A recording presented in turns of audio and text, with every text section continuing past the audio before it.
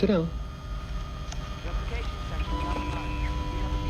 When it comes to Blade Runner, there's almost an infinite amount of things you can research about the movie. Why do 187 different versions exist? At what point did the producers realize Harrison Ford was jacking up his own narration on purpose? What was the right combination of drugs to take that made the producers think that people would actually like the narration? Was Deckard a replicant or a replicant? And the biggest question on everybody's mind, where exactly was Zora putting her pet snake when they were on stage together? In her vagina. Well, at least that's some of the biggest questions that came up with Blade Runner. But there was always one that bugged the shit out of me most. Why the fuck is Blade Runner called Blade Runner? Blade Runner units hunt down rogue replicants, and Deckard is called a Blade Runner. But in terms of titles, I rate Blade Runner 1 out of 10. Deckard never uses a blade once, let alone runs with one. Shit, if you called Samurai Cop Blade Runner, you'd have a more accurate title. Uncuff him! I'm in! Uncuff him! Blade Runner 2049 gives no deeper insight into why it's called Blade Runner, but that's because 2049 has no insight beyond the original, other than to ruin some more of its ambiguous moments inside the lore. The book Blade Runner is adapted from doesn't even have the balls to call itself Blade Runner. Philip K. Dick instead named his book Do Androids Dream of Electric Sheep, and in the novel they're just regular cops, no fancy title like Super Best Friends Unit. Basically, for not naming his book Blade Runner, nor providing us with any explanation, Philip K. Dick is a dick. Deckard is hunting down replicants throughout the movie. Why the fuck is it not called Replicant Runner? Probably because that sounds corny as hell. RRs. Maybe that's too close to SS's, or as they were known in Germany, S.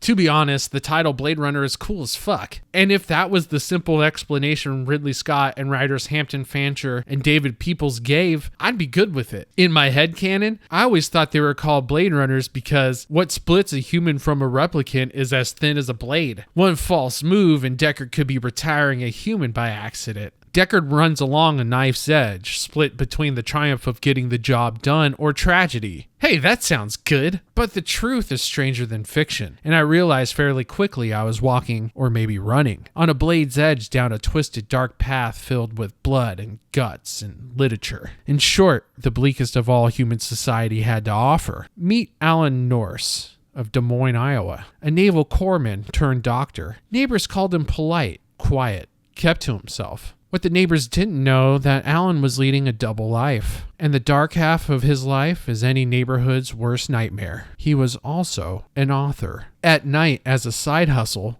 Norse began writing science fiction literature in 1954, with his first published work, Trouble on Titan, under the pen name Dr. X. A decade later, he became more brazen with his authorial activity by writing in broad daylight. Addicted to the page more than ever, Norse quit his job as a doctor, but no one seemed to notice. And yet, in 1974, Norse had no idea he was about to make history with the future, a sentence he would never dream of writing. His book, The Blade Runner, was released that year. The novel follows a doctor and his sidekick as they survive in a healthcare dystopia. In the near future, universal healthcare has been enacted, and eugenics is the guiding principle. In order to make sure the system is not overloaded, the health control laws demand anyone in need of medical treatment must be sterilized first. I know. This sounds like far out sci-fi stuff. No way would government-run healthcare ever do that. Universal healthcare is free. How could that be bad at all? Anyways, these health control laws create a black market for actual healthcare. Suppliers provide medical equipment to black market doctors who refuse to sterilize their patients. Of course, some of this equipment are scalpels, and those who transport these tools of incision are known as Blade Runners. Bingo bango, you got yourself a title. Damn, Norris knew what the hell he was doing this entire time. Great, what does a book about Blade Runners in a dystopian medical novel have anything to do with Blade Runner, the dystopian cyberpunk movie? Enter William S. Burroughs, famed author and murderer, who was looking to rebrand himself as just an author and get back out on the horse after he unalived his wife. He kicked a heroin habit in Europe and returned to the States a new man, free of any and all charges. His buddy gave him a copy of The Blade Runner, suggesting he wanted to turn it into a film treatment. Done with shooting his spouses in cold blood or heroin into his arm and wanting to get back into writing, Burroughs took on the project of writing the Blade Runner treatment, and it was nothing like the book at all. Instead, it opened with an explicit gay sex scene, had people toasting each other with insect claws for hands, and ultimately ended with a plot twist that it didn't take place in 2014, but in 1914. At this point, I'm not convinced that Burroughs kicked the junk habit after all. Can we just go to Brendan's, score some shit, and find out what the fuck is going on?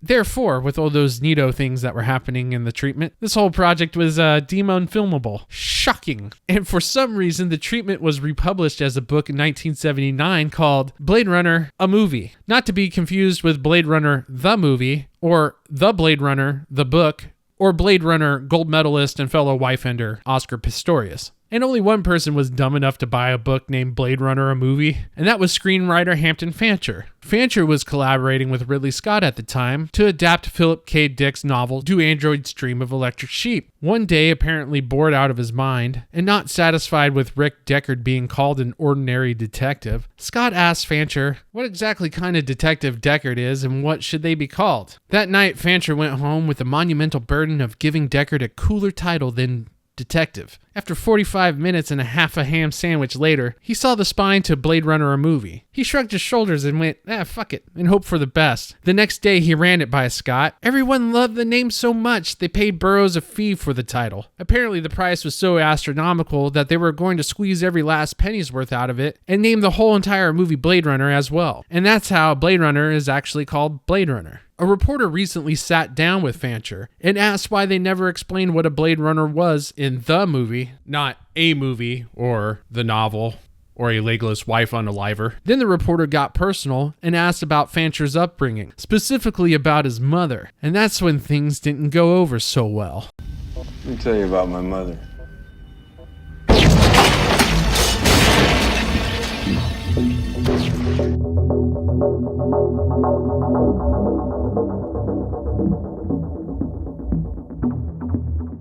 If you enjoyed this video, you go ahead and smash that like button. While you're done doing that, hit the subscribe button.